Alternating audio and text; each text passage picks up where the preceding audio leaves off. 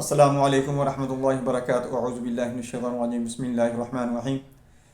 दोस्तों, आज मैं बहुत ही अहम मौजू पर बात करूंगा जो 10 में से 5 औरतों का मामला होता है कि उनको प्रेगनेंसी नहीं होती, उनको इनरेगुलर जो मेंसेस सर्कल होता है वो इनरेगुलर हो जाता है, जिसकी वजह से और बहुत सी कॉम्प्लिकेशन पैदा हो जाती हैं और उनको पता नहीं होता कि ये उनके साथ मामला क्या हो रहा है। उनके चेहरे के ऊपर, मूंछों के ऊपर बाल आना शुरू हो जाते हैं, हेयर ग्रोइंग ज़्यादा हो जाती है, यानी मर्दाना हार्मोन जो होते हैं वो ज़्यादा पैदा होने शुरू हो जाते हैं। पूरी वीडियो देखें, आपको बहुत ज़्यादा फ़ायदा होगा। ये थोड़ी सी लंबी हो सकती है, लेकिन इसको समझाने के लिए मैंने पूरी डिटेल के साथ आपसे बात करनी है, आपको बहुत ज़्यादा फ़ायदा होगा। मैं हूं डॉक्टर हाफिज़ दस्तार अंजम, आप देख रहे हैं यूट्यूब चैनल। मेरा आज का जो मौजू है वो है polycystic ovary, PCOS, PCOD, polycystic ovarian disease, polycystic ovarian syndrome. ये कैसे होती है, क्यों होती है, ये काबिल इलाज है। मैं आपको सारी बात बताऊंगा कि इसका मुकम्मल इलाज किया जा सकता है। ये औरत हामला हो सकती है, ये बच्चे पैदा कर सकती है या नहीं कर सकती, ये कहाँ से बीमारी पैदा होती है, इसका मुकम्मल इलाज है या इसको मैनेज किया जा सकता है, ये जड़ से ख़त्म नहीं होती, सारी बात बताऊंगा। दोस्तों, ये जो सर्कल होता है औरतों का और मर्दों का, मर्दाना हार्मोन या जनाना हार्मोन, ये दोनों का ताल्लुक जो है हमारे ब्रेन के साथ है। पिट्यूटरी ग्लैंड जो है वो इनको सिक्रीट करता है। उसके बाद एस्ट्रोजन, प्रोजेस्टेरॉन औरत के अंदर पैदा होते हैं। एंड्रोजन और टेस्टोस्टेरोन जो होते हैं वो मर्द के अंदर हार्मोन पैदा होना शुरू हो जाते हैं। अब हम आते हैं औरत की तरफ, क्योंकि हमारा आज का जो मौजू है वो है पीसीओएस, पीसीओडी। नॉर्मल सर्कल जो होता है वो औरतों के अंदर 28 दिन का होता है। 28 दिन के बाद उनको मेंसेस आना होते हैं। 28 दिन को 2 हिस्सों में तकसीम किया जाए तो 14 दिन बनते हैं। अब मैं आपको सर्कल बताने की जसारत करूंगा, इंशाल्लाह आपको समझ भी आएगी कि पिट्यूटरी ग्लैंड 2 हार्मोन पैदा करता है औरत के अंदर, एफएसएच, एलएच, और 2 हार्मोन ही ओवरी पैदा करती है, प्रोजेस्टेरॉन, एस्ट्रोजन। ये पिट्यूटरी ग्लैंड, ओवरी और यूट्रस, ये सीक्वेंस में चलते हैं। इनकी आपस में कोऑर्डिनेशन होती है। अगर ये कोऑर्डिनेशन खत्म होती है तो फिर ये इम्बैलेंस हार्मोन का मसला बनता है, पीसीओएस का मसला बनता है। ये कैसे पैदा होता है, पूरी डिटेल तो किसी को नहीं पता, लेकिन ये इसका हिस्ट्री के साथ, फैमिली के साथ, जीन्स के साथ बहुत गहरा ताल्लुक है। और बाज़ दफ़ा ये होता है रिप्रोडक्टिव सिस्टम जो होता है उनके अंदर अब नॉर्मेलिटी आ जाती है। किस वजह से आ जाती है ये कोई नहीं बता सकता, लेकिन होता यह है कि पिट्यूटरी ग्लैंड जो है वो एफएसएच हार्मोन पैदा करता है। ये ओवरी के अंदर जब ये असरअंदाज होता है तो फिर वहां पर एस्ट्रोजन पैदा होना शुरू हो जाता है। एस्ट्रोजन पैदा होता है।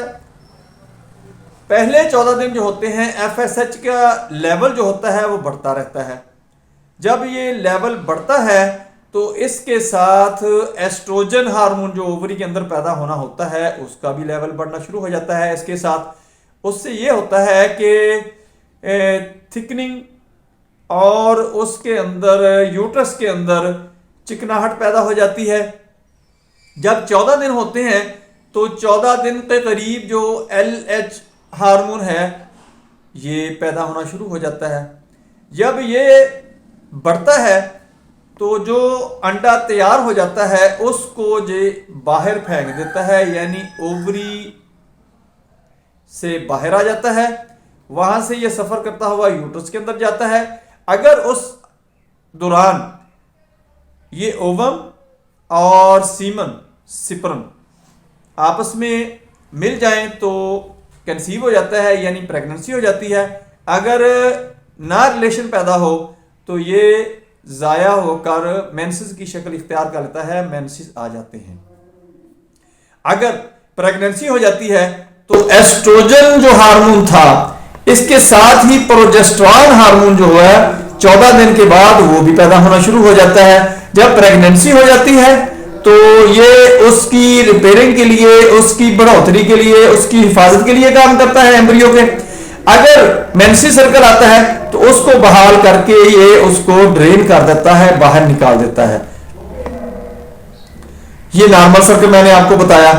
अब यहां पर जब इरेगुलरिटी आती है, इम्बैलेंस होते हैं हार्मोन, तो फिर क्या होता है, यानी एफएसएच ने आना था, एस्ट्रोजन ने पैदा होना था। एस्ट्रोजन ने जब 14 दिन के बाद पी के ऊपर जाना था एफएसएच और एस्ट्रोजन ने, तो वहां पर एलएच पैदा होना था, एलएच के साथ फिर प्रोजेस्टेरॉन पैदा होना था, तो ये सर्कल सारा कंप्लीट हो जाना था।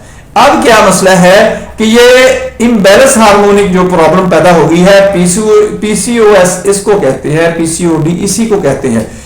अब क्या होगा कि एक अंडा तैयार होना था, जब एफएसएच ने आना था तो ओवरी के अंदर एस्ट्रोजन पैदा होनी थी, जिसकी वजह से उस अंडे ने ग्रोथ पानी थी, ग्रोथ पाकर उसने बाहर आना था।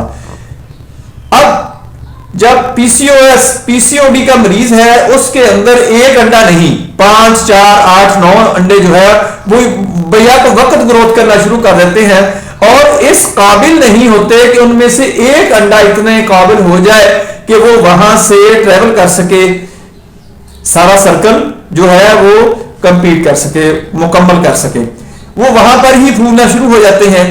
और ओवरी का साइज आपने देखा होगा, अगर अल्ट्रासाउंड कराया जाए तो ओवरी का साइज भी इसके साथ ही फिर बढ़ना शुरू हो जाता है, वो वहीं पर फट जाते हैं, जिसकी वजह से सिस्ट पैदा होनी शुरू हो जाती है। सारे का सारा निजाम डिस्टर्ब हो जाता है। आगे चलकर ये प्रॉब्लम पैदा करता है अगर इसका तदारक वक्त पर ना किया जाए और इसका ट्रीटमेंट ना किया जाए, इस हार्मोन सर्कल को बहाल ना किया जाए, तो फिर ये होता है कि इंड्रोजन टेस्टोस्टेरोन जो मर्दाना हार्मोन होते हैं वो औरत के अंदर पैदा होना शुरू हो जाते हैं कि सर के बाल जो होते हैं वो कम होना शुरू हो जाते हैं, दाढ़ी के और मूंछों के बाल औरतों के अंदर ज्यादा होना शुरू हो जाते हैं, नसवानीपन जो होता है वो खत्म होना शुरू हो जाता है, मर्दानापन उसके अंदर आना शुरू हो जाता है, मोटापा शुरू हो जाता है, ईटिंग हैबिट चेंज हो जाती है, अपने हस्बैंड के साथ उसकी लड़ाई झगड़े शुरू हो जाते हैं, सेक्सुअल इश्यूज पैदा हो जाते हैं। और इसके साथ साथ फिर आगे चल के क्या होता है कि इंसुलिन रेजिस्टेंस आ जाती है। इंसुलिन रेजिस्टेंस की वजह से, क्योंकि इंसुलिन रेजिस्टेंस जब आती है तो फिर वो बढ़ते बढ़ते आगे हार्ट डिजीज का काज बन जाती है, ये बहुत ही कॉम्प्लिकेशन पैदा हो जाती है। फिर वहां यहां पर ओवरियन कैंसर का भी खदशा पैदा हो जाता है इंसुलिन रेजिस्टेंस की वजह से। अब हम आते हैं कि इस मरीज के बच्चे पैदा हो सकते हैं, ये कंसीव कर सकती है, जी बिल्कुल कर सकती है। देखें, अगर इस दौरान हार्मोन ने कुछ बेहतर काम किया, ओवरी में से ओवम जो है अंडा ग्रोथ होकर चला, उस दौरान ओवम और सिपर्म का मिलाप हुआ, यानी उनके रिलेशन कायम हुए, तो कंसीव हो जाएगा, प्रेगनेंसी हो जाएगी। लेकिन इसको मेंटेन रखने के लिए इस मरीज को अंडर कस्टडी रखा जाता है, डॉक्टर की निगरानी के अंदर ही इसकी प्रेगनेंसी जो होती है परवान चढ़ती है, डेवलप होती है। अगर कोताही की जाए तो कहीं पर भी कोई मिसहैप हो सकती है, यानी जाया हो सकता है, क्योंकि इसका इस सर्कल के साथ बहुत गहरा ताल्लुक होता है। और बाद औरतों को तो यह भी हो जाता है कि मेनोपॉज पीरियड वक्त से पहले ही शुरू हो जाते हैं। मेनोपॉज पीरियड अक्सर को तो यह होता है कि मेंसेस आ गए, कभी रुक गए, कभी थोड़े आ गए, कभी ज्यादा आ गए, अक्सर को बिल्कुल ही खत्म हो जाते हैं। और इन लोगों को कैंसर का खदशा बहुत ज्यादा बढ़ जाता है।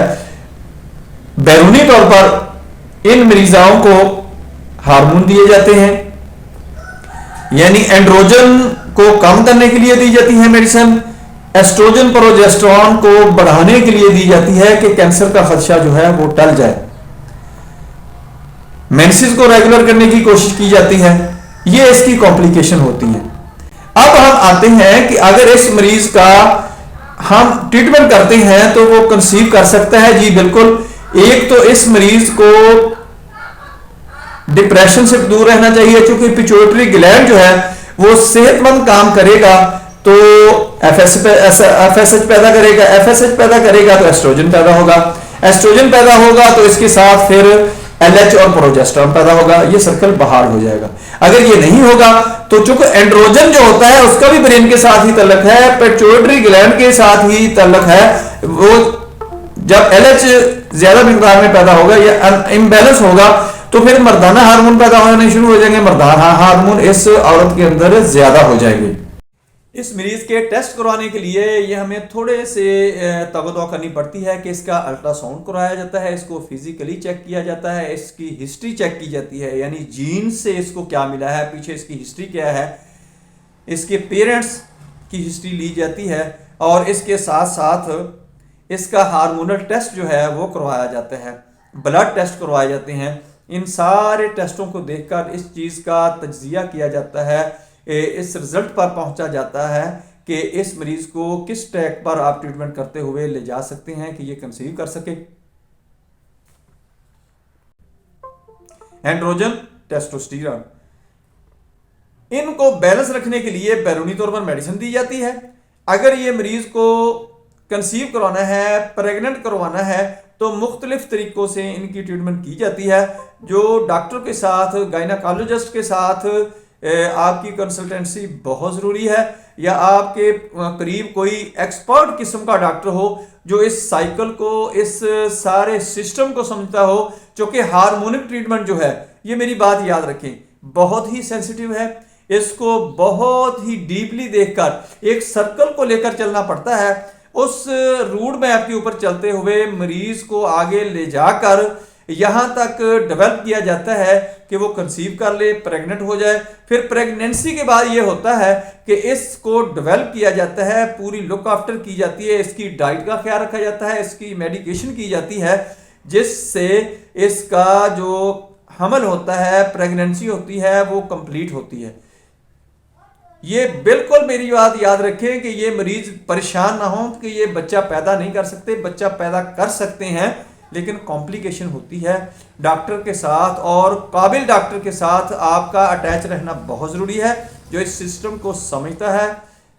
इंडोक्राइन, गायनाकोलॉजी, हार्मोनिक सिस्टम, ये सारे मामलात को जो समझता है वो आपकी ट्रीटमेंट भी कर सकता है, आपको खुशियां भी दिखा सकता है, आपके सारे मामले हल हो सकते हैं। दोस्तों, मेरी वीडियो पसंद आए इसको लाइक करें, दोस्तों रिश्तेदारों में शेयर करें, बेल आइकन को प्रेस करें, मेरे चैनल को सब्सक्राइब करें। अपना ख्याल रखें, stay connected, stay happy, stay healthy.